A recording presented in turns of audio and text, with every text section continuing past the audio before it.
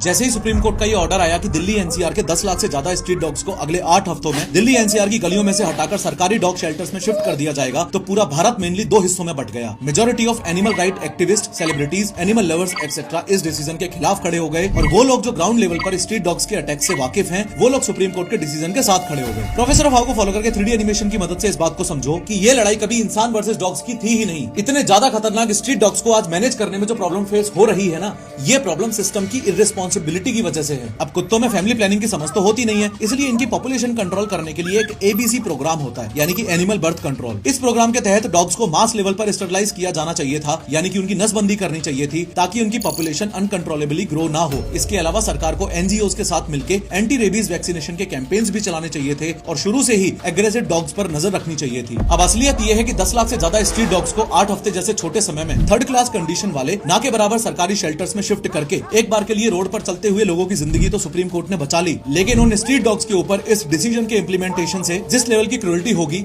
वो आप सपने में भी नहीं सोच सकते। इसलिए ना तो सुप्रीम कोर्ट का सॉल्यूशन सस्टेनेबल है, और ना ही रेबीज वाले एग्रेसिव स्ट्रीट डॉग्स का यूं लोगों के बीच मौजूद रहना सेफ है। अगर सरकार स्टरलाइजेशन, वैक्सीनेशन, प्रॉपर शेल्टर्स और पेट लॉज का इंप्लीमेंटेशन एकदम सही से करे, तो ना ही तो कुत्तों को मरना पड़ेगा और ना ही इंसानों को। लेकिन इस इंप्लीमेंटेशन के लिए चाहिए टाइम, पैसा और ट्रांसपेरेंसी, और इसके रिगार्डिंग पिंड कमेंट में मैंने एक बहुत जरूरी बात बताई है, चेक करो।